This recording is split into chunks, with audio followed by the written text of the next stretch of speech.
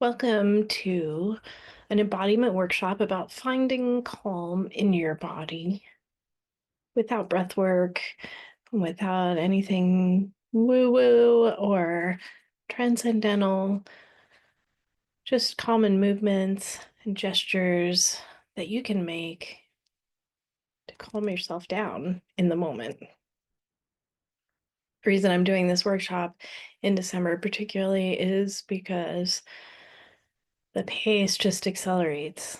Even if you're somebody like me who doesn't really do a lot of Christmas stuff, traditional stuff, it's just everywhere. You can't get around it. So for me, this season is extremely speedy and stressful, and I really need tools that I can connect with something inside myself in the moment, maybe even with nothing visible happening. So I'm going to share my screen. Let's go. Calm the body. I'll share.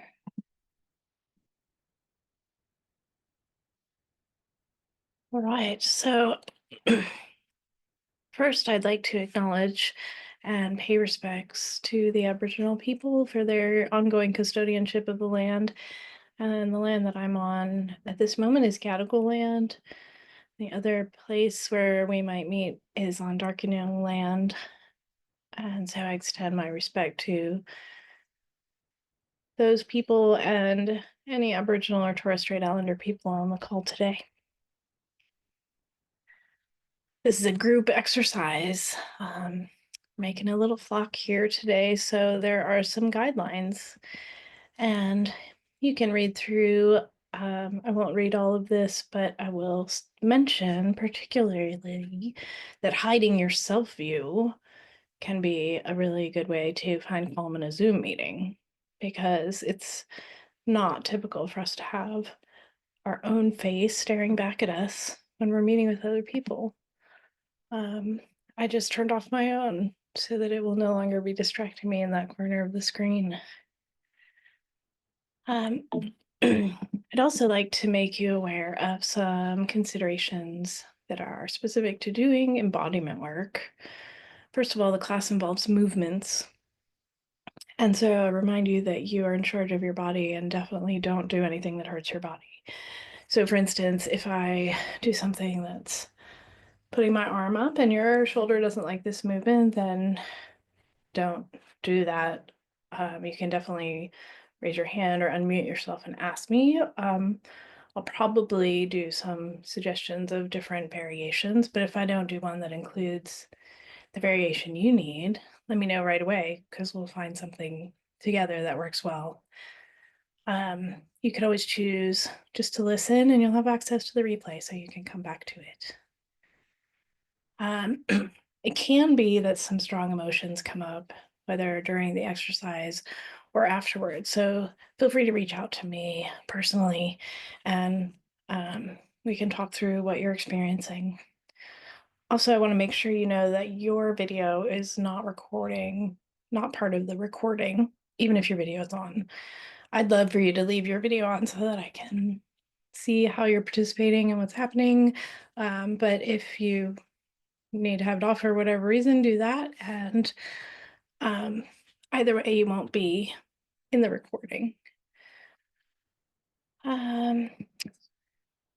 Also, I would love to not have to say this, but just clearly stating that you will be evicted from the meeting if you make remarks that are racist or homophobic or xenophobic, transphobic, etc.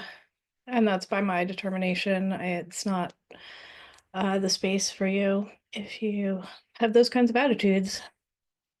All right. So we're going to talk about calm a little bit and perhaps some self-talk around that, and then go into the embodiment part of the exercise involving movement.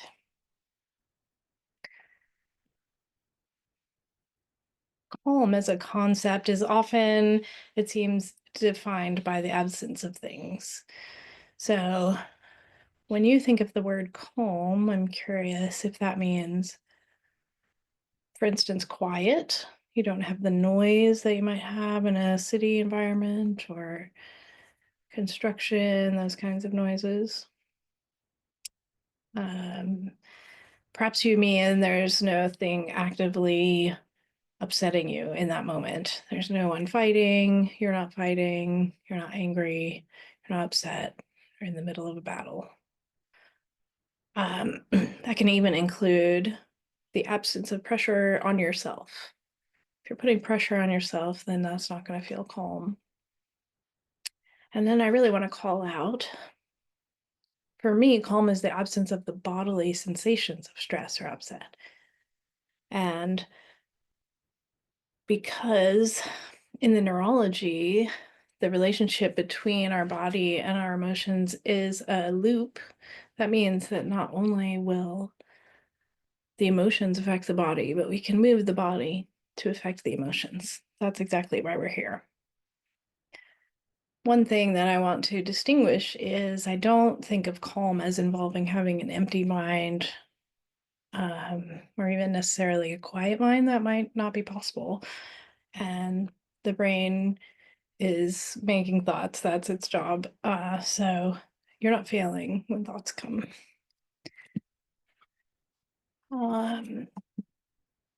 Right, now I'm going to switch slideshow and hopefully that is still sharing properly. My screen sharing is paused. No, it did not. Okay, let me just fix this. Okay, now I'm in the green again. All right.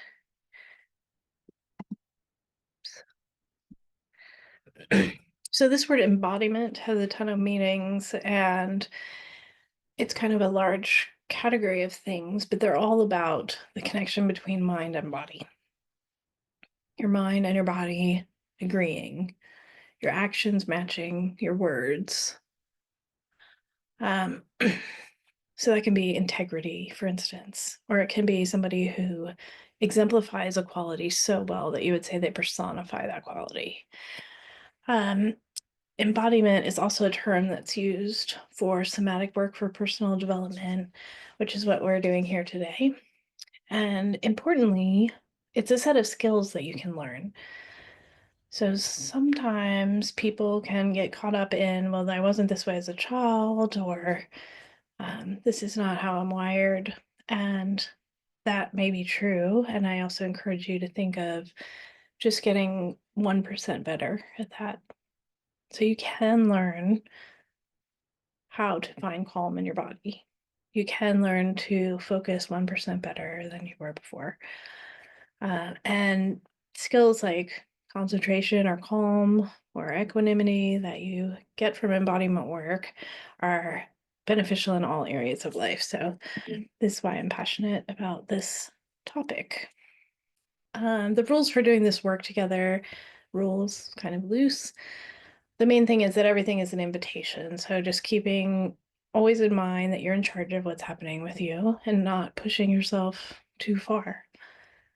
Now, at the same time, I know that you're here because you want to learn these skills and you want to challenge yourself a little bit, perhaps. So stay as open as you can and maybe even lean in to what might be a weird experience for you.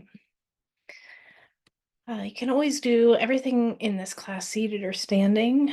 I'm standing up right now, but I might sit later, and I'm just going to be using this part of my body in the exercise today. So keep checking in with yourself and calibrate if when you need to. And that just means making the motion smaller, larger, or changing what the words are, maybe taking a break.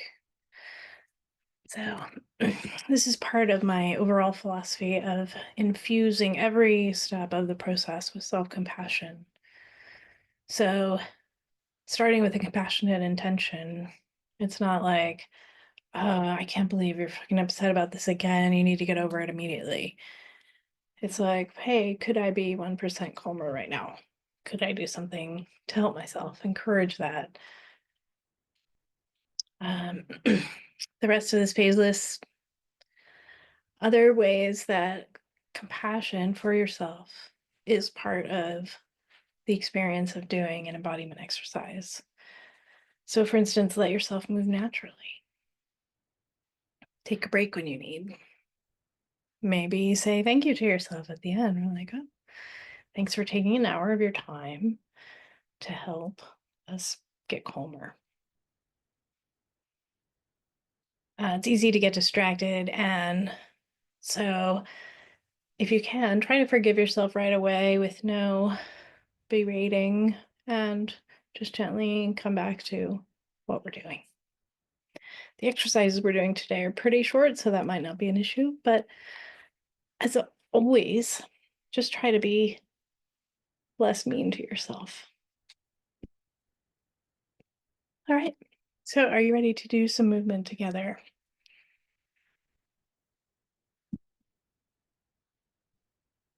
So, the first part of the experience is that we're going to talk about language and a language around calm. I'm just going to bring my other notebook up.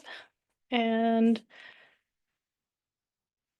in language, I like to talk about two categories. One is kind of potential red flags, I call it, which means like these are words that when I hear myself saying them, it means something up here is a little bit miswired, or I'm talking myself down, or I'm just not being helpful.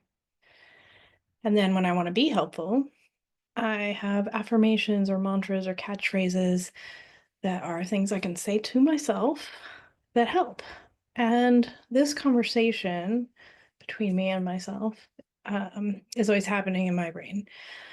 I think it's really important to talk back to yourself as part of changing these patterns where the words inside our heads are really doing us damage over time.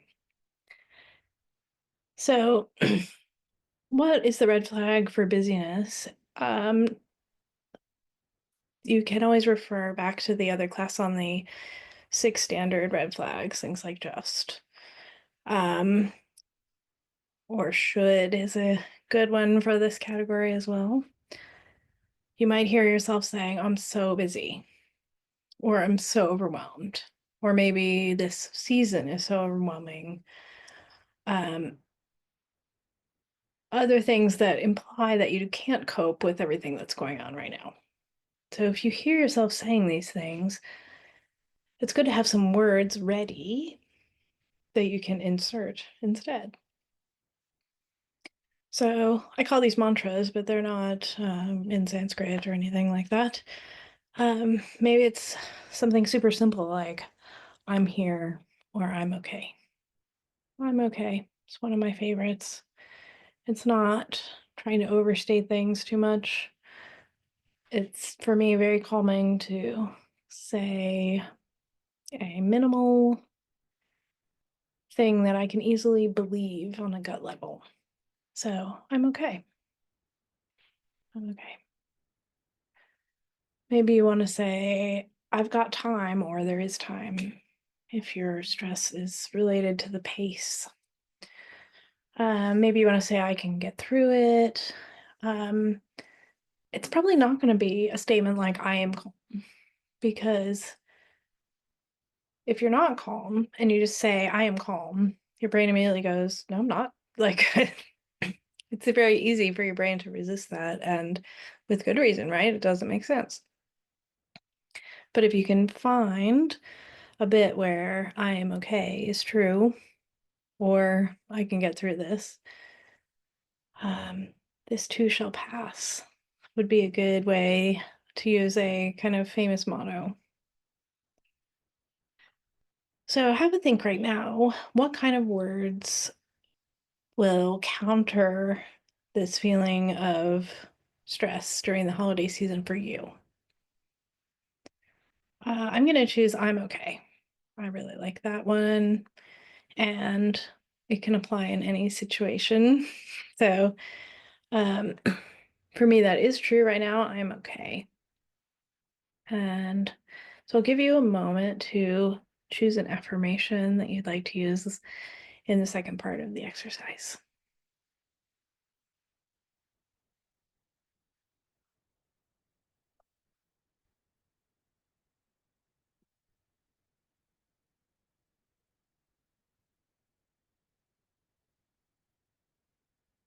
All right, has everyone got a statement that you feel like you can say to yourself without too much resistance? A calming statement that feels true, feels a bit reassuring. All right. So what we're going to do is amplify the effect of that statement by combining it with some gestures or some movements that can help release some of this stress. So I've got 6 categories here. I actually ended up with almost 20 techniques in the original version of the script for this, and I realized there was no way that would happen in an hour. So I've picked 6 of my favorites. I'm going to stop the sharing because it might be important for you to be able to see my body. So we'll just go stop sharing. There we go. Okay. So the first movement on the list is look around. And this is meant quite literally. In this case, we're going to use a reflex that involves some movements of the eyes. So I'd like to demonstrate it for you first. And I'm going to be looking straight ahead with my head. My head doesn't move. Just my eyes move and make a circle around what I can see. And then I might let my head do a little bit of movement in the same direction. And adding together the neck and the eyes means I can see a lot of space around me, almost to behind me. All right, that was 3 or 4 rotations. So if you're up for it, give that a try, which is letting your eyes move in a circle and then letting your neck also move with that. And you're letting your eyes look all around your environment. It's probably a very familiar environment you're in. You might be sitting on your couch or at your desk. Just let your eyes take it all in. Now, what's that doing? That's something that in our nervous system, it initiates a reflex that is about a very literal type of calm where your amygdala says, okay, there's no threats around me right now. I've taken account of this space pretty well, and I know what's here. There's no threats I need to worry about. So that's a really simple way to give your amygdala and your brain a signal that says you can rest a little bit more. Now, I'd like to know in the chat what your experience is. You can either give some experience with each little exercise we go through, or you can wait till the end and compare your state. All right. So the next movement I'd like to share with you is shaking.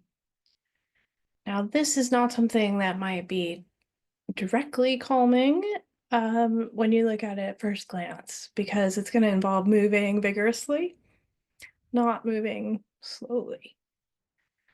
So why would that be calming? Well, if you're a dog owner, then you've already seen this happen many times. Dogs are really good at just, and then it's a complete reset.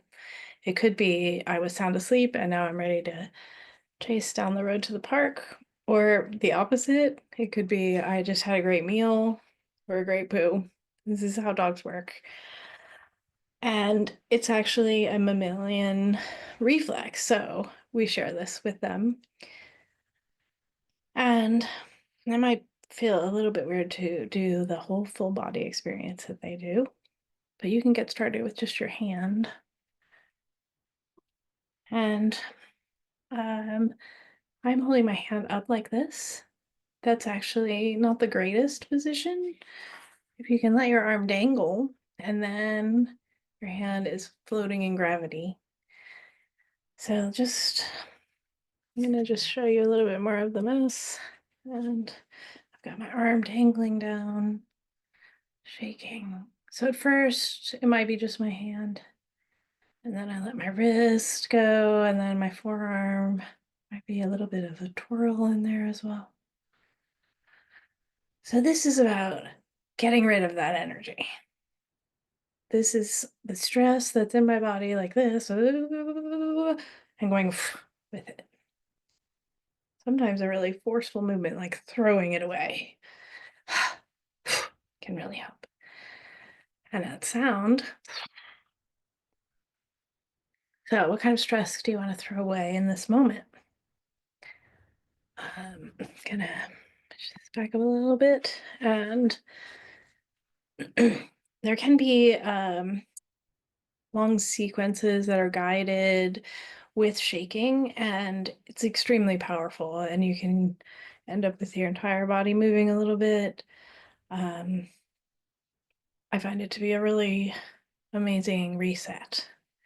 But you don't have to do the full sequence. You can just do a little bit of it and okay, 10 seconds. Give that a go right now. Just all right.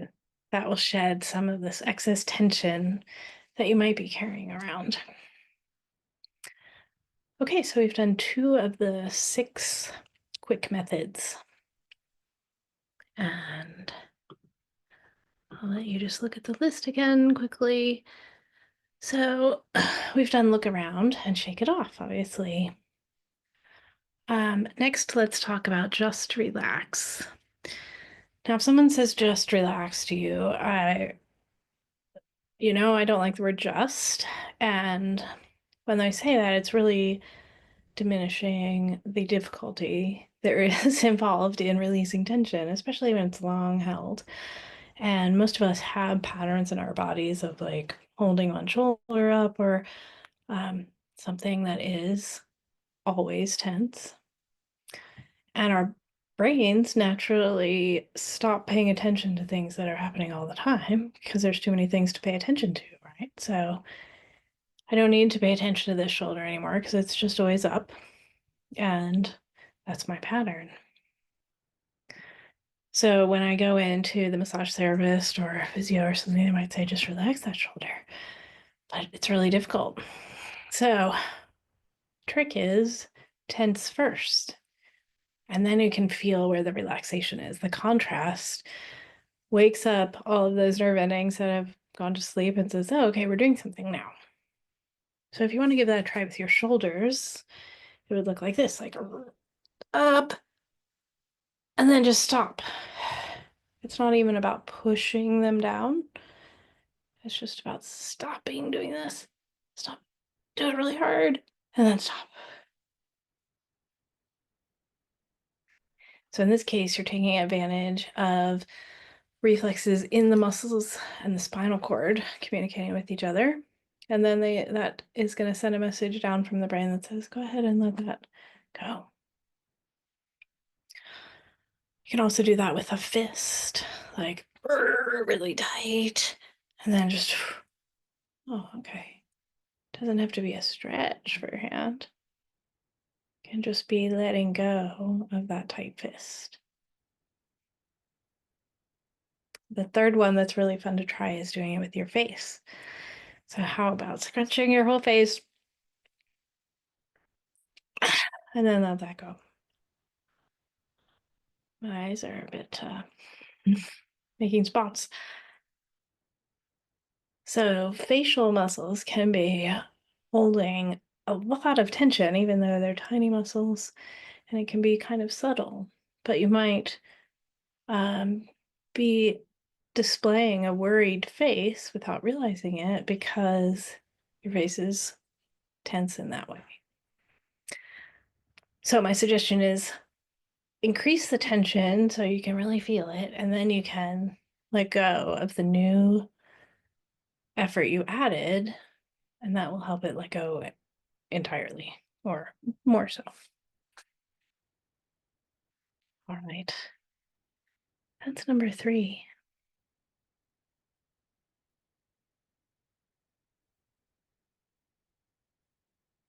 Number 4, as a way to add some calm and a signal to your body, is to make circular motions.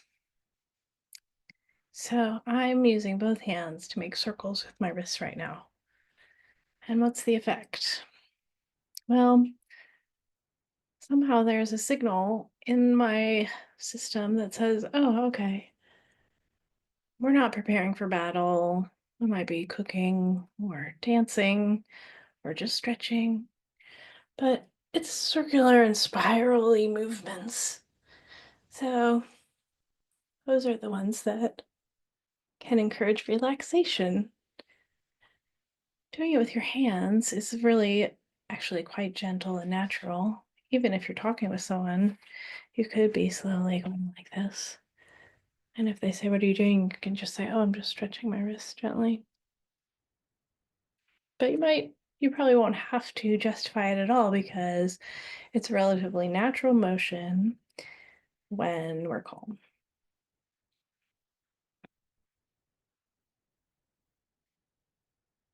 In addition to hands, circles with your hips are really powerful. So move the camera down again a little bit. Um, and so if you let your hips circle, that's using the same kind of reflexes, but different part of the spinal cord because the muscles are different, the location of the body. So you'll be getting into the lumbar and sacral area in your spinal cord. And as you coordinate these muscles to make nice fluid circular movements, your cerebellum can say, hey, amygdala, everything's good here. We are good. So add some circles to your movement. Okay, don't forget to keep typing into the chat what effect you're feeling, because even though these are nervous system reflexes, there's still some individual bits to it, and I want to know what's happening with you. So the challenge for you is to stay in the state of like curiosity and awareness and observation while at the same time you're just doing the motion. All right, for number 5, for a way that we can find calm in the body using movement, it's going to be another exercise with our eyes. So I'll take my glasses off. This one doesn't involve eye movements in the way that the other one did. Instead, it involves the focus of the eyes. So most of us are focusing like here and here to the computer, here to the dashboard, here to the stove. A lot of our work is close in, and we don't get to exercise looking far away as much.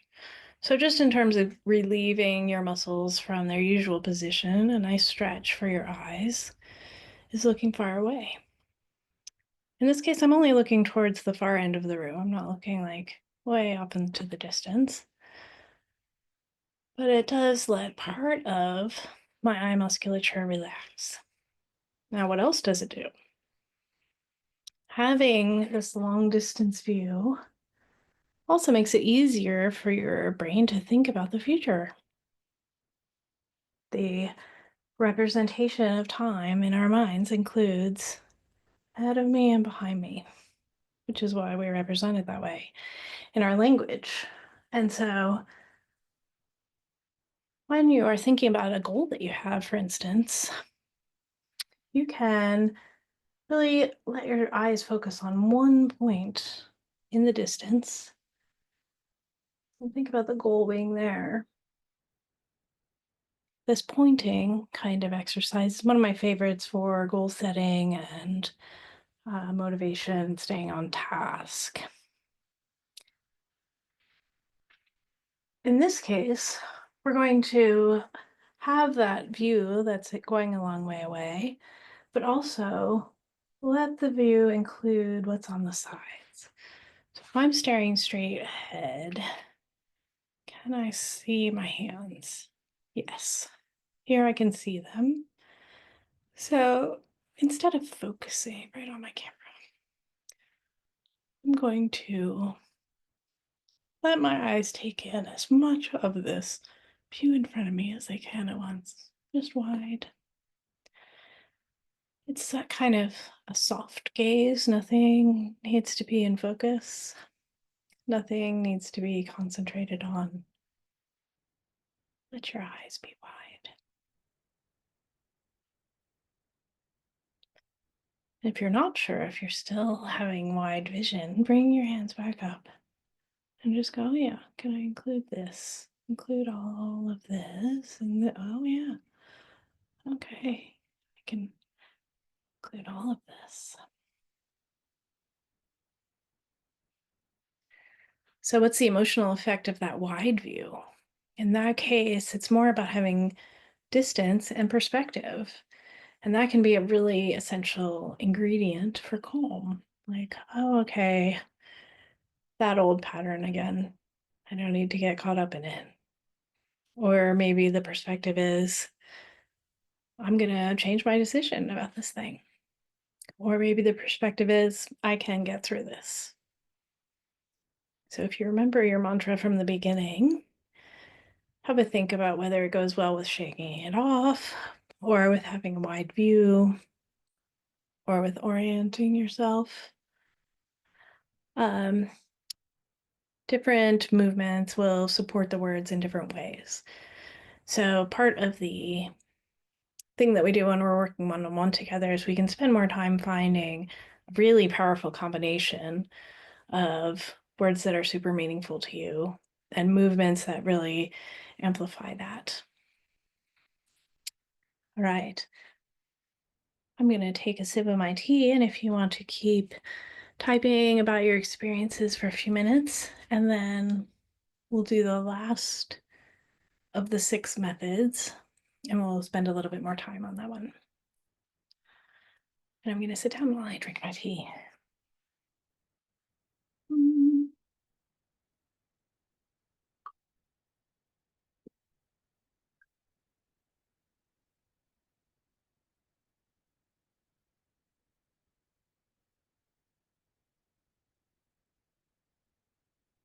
Okay, thank you for that break. Uh, you may know that I just had knee surgery last week, so while I am enjoying doing the workshop standing, it's also kind of exhausting. It's the honest truth. So, what's coming up next? So we've been talking about simple things that you can do to find calm in your body. And so all of the things so far have been things that people might notice if you were doing them. And I want to be sure to give you one that you can do more subtly. And so that's rhythmic movements that involve you touching your own body. Now, when I learned about tapping like this, you're probably familiar with this kind of tapping, right? I don't do a lot of that, but that's an example of using rhythmic touch. And there is a kind of subtle version that some tapping teachers teach, which involves touching your fingers in a sequence like this: 1, 2, 3, 4, 1, 2, 3, 4.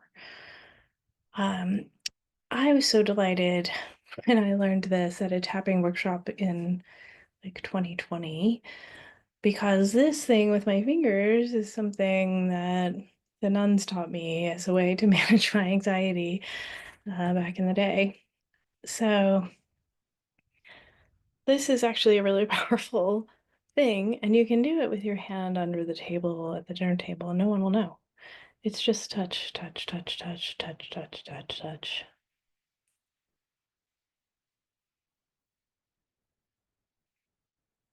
So what is this doing?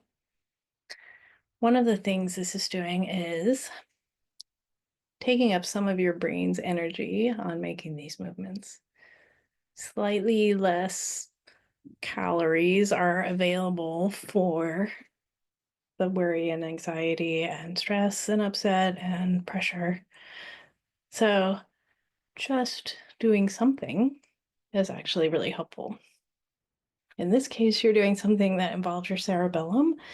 And one of the relatively recent discoveries is how many connections there are between the cerebellum. As I start talking, I can't keep this up. Connections between the cerebellum and the emotional centers, the limbic system. That includes the amygdala that I was talking about before and other structures. And so that means that working with movement is directly affecting your emotional centers of your brain.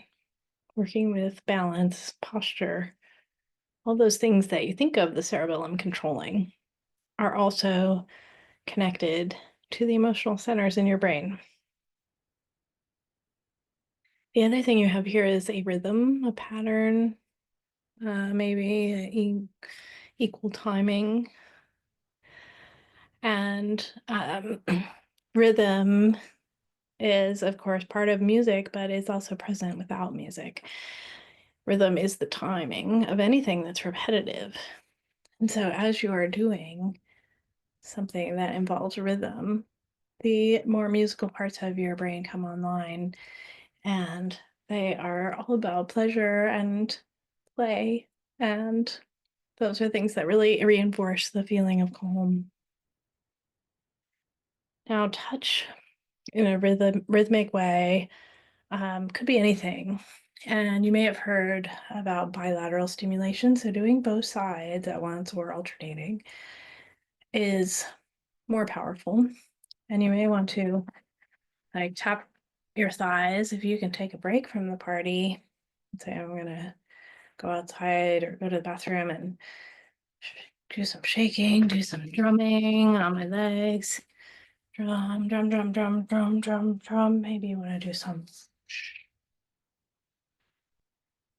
Maybe you want to tap on your face or massage.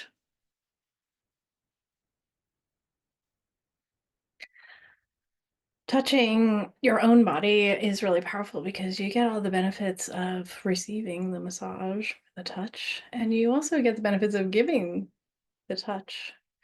Um, so if you can add to that touch, you might know like, okay, if I put pressure on my heart, that's a little bit calming. That may or may not work for you, but you might find, oh, if I do a little drum on my chest, that's actually really calming and regulating. Whereas this just makes me feel kind of silly. So throughout this process, it's really important to remember that what works for you is most important. And that means you are deciding what works for you. Just to remind you, I'm not deciding what works for you. You are deciding that. And the way you know is by testing it. Um, Empirical knowledge is what it's all about. So, um, let's see if I want to go back to anything in these slides. Oh, yeah. So, the next section is what I call back talk because there's always a counter argument, right? Um, you might not be aiming for calm. And a lot of times when we feel that we need calm, something that's soothing is actually not the right direction to go because while we need calm, we're also, so you might need to be fully woken up. That's where something like that drumming is awesome. Um, Actions that have your spine and your arms and your eyes going up and out rather than down and in. See if you can reverse that.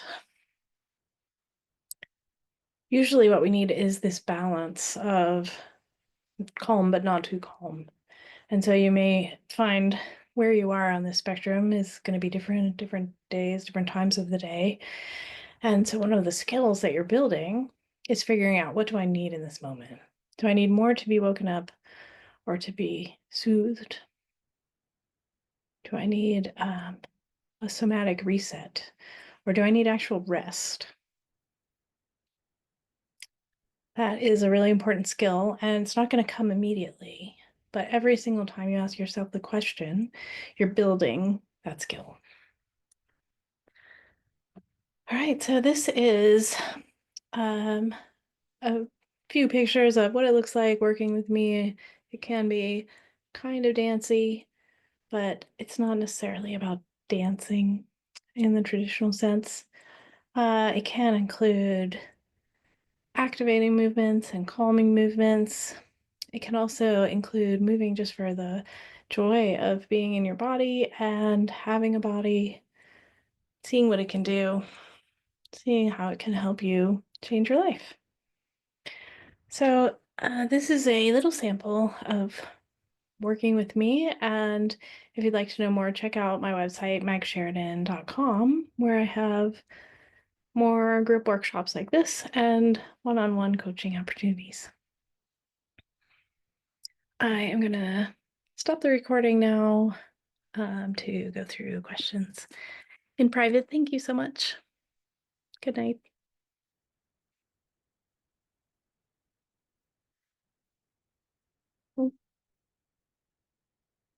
Thank you.